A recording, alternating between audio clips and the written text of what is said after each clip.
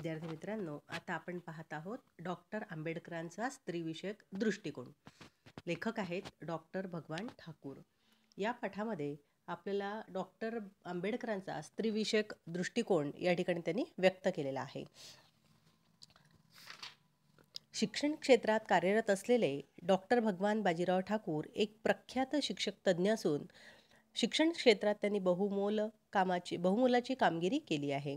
आता यामध्ये आपल्याला स्त्रीविषयक दृष्टिकोन जगासमोर मांडण्याचा जो काही प्रयत्न केला तो प्रस्तुत पाठातून डॉक्टर आंबेडकर यांचा स्त्रियांचा सार्वभौम विकासाचा आणि तिच्या उन्नतीचा दृष्टिकोन कसा होता हे त्या ठिकाणी त्यांनी दाखवून दिले आहे.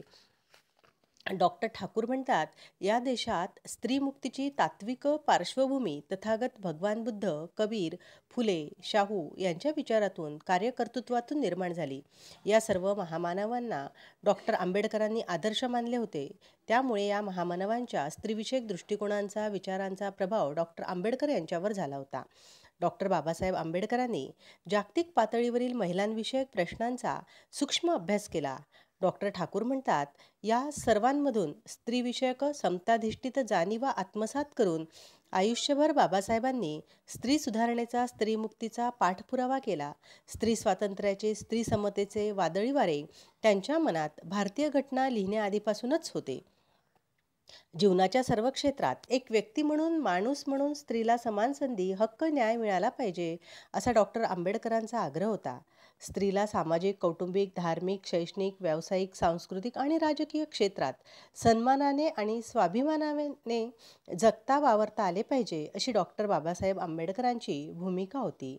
बाबासाहेबांचा स्त्रीविषयक दृष्टिकोन साकल्याने समजून घेणे हा प्रबंधाचा एक स्वतंत्र विषय म्हणून बाबासाहेबांचा स्त्रीविषयक दृष्टिकोन आपल्यासमोर मांडलेला आहे. त्यामध्ये त्यांनी म्हटलं आहे, स्त्रियांच्या गुलामीची प्राचीन कारण मीमांसा समाज कौटुंबिक प्रबोधनाद्वारे स्त्रीची मानसिक, भावनिक आणि बौद्धिक गुलामगिरीतून मुक्तता, स्त्री शक्ती सजग होण्यासाठी स्त्री शिक्षणाचा आग्रह, स्त्रीची अस्मिता आणि आत्मविश्वास जागृत होण्यासाठी त्यांना पाठबळ देणारे कायदे करणे, हिंदू कोड बिल, राष्ट्रविकासाच्या कार्यात स्त्रियांचे योगदान, जीवनादर्श म्हणून स्त्रीचे स्थान, जातीधर्मातील स्त्री समतेचा पुरस्कार, धर्मनिरपेक्षता, स्त्रीच्या सम्यक प्रगतीसाठी प्रबोधनात्मक चळवळी उपक्रम, शील, नीतिमत्ता या दृष्टीने स्त्रीच्या सन्मानाचा विचार, कुटुंब नियोजन, स्त्रियांचे आरोग्य, जीवनमान, सर्वांगीण स्वावलंबन, अत्तदीप भव, सांस्कृतिक अभिसर्जन आणि स्त्रियांचा सन्मान अशा विविध पैलूंच्या आधारे बाबासाहेब स्त्रीविषयक दृष्टिकोन आपल्याला या ठिकाणी समजून घेता येईल. यामध्ये पहिला पॉईंट असा आहे की स्त्रीच्या गुलामीची प्राचीन कारण मीमांसा कशी. खरं तर समाजाची धारणा करतो तो धर्म, परंतु समाजाचा अर्धा भाग असलेल्या स्त्रियांना धर्माच्या नावाने सर्वाधिक गुलाम ठेवले गेले. आर्य समाजातील स्त्रियांचा आणि शूद्रांचा ओढा बौद्ध धर्म स्वीकारण्याकडे वाढू लागताच मनूने शूद्रांबरोबर सर्व स्त्रियांवर कडक निर्बंध लादले.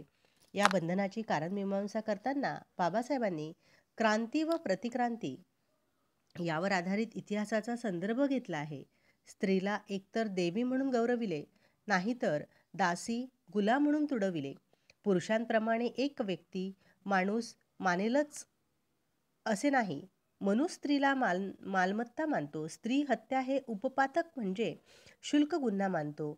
बाबासाहेबांनी मनुप्रणित या सर्व भूमिकेविरुद्ध बंड पुकारून स्त्री मुक्तीचे आणि स्त्री समतेचे रणशिंग फुंकले.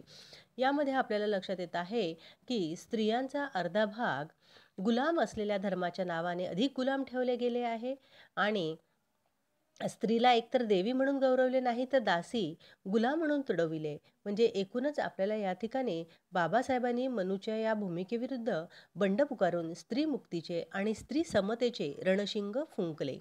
नंतर आहे सामाजिक कौटुंबिक प्रबोधन. सामाजिक चळवळीत स्त्रियांचा सक्रिय सहभाग असावा याचा डॉक्टर आंबेडकरांनी पुरस्कार केला. 1927 पासून आयुष्याच्या शेवटपर्यंत बाबासाहेबांनी अनेक ठिकाणी महिलांच्या परिषदा, सभा भरवून स्त्री शक्तीला जागृत करण्याचा प्रयत्न केला.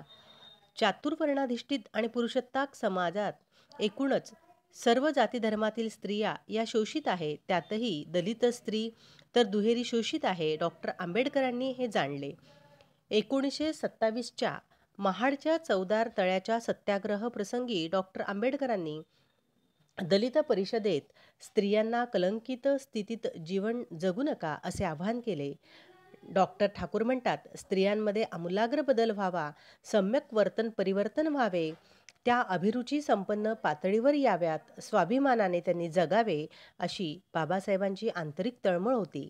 स्त्री संस्कृतीचा आरसा ठरावी असे त्यांना वाटत होते. डॉक्टर ठाकूर म्हणतात, आजच्या देशीय स्त्रीवादाचे ऊर्जा केंद्र बुद्ध, फुले, सावित्रीबाई, ताराबाई यांच्या ठायी जसे आहे तसेच बाबासाहेबांच्या स्त्री-पुरुष समतेच्या सशक्त चिंतनातही आहे. नंतर त्यांनी सांगितलं आहे, स्त्री शिक्षणाचा आग्रह. बाबासाहेबांनी स्त्री शिक्षणाचा आग्रह धरला. शिका, संघटित व्हा, संघर्ष करा. या संदेशात स्त्रियांचा संदर्भ महत्त्वाचा होता. ते समाज बांधवाला उद्देशून म्हणतात, मुलांना मुलींना शिक्षण दिले नाही तर आपली प्रगती झपाट्याने व्हायला हरकत नाही. हा विचार तुम्ही तुमच्या जवळच्या नातलगातही पसरवा.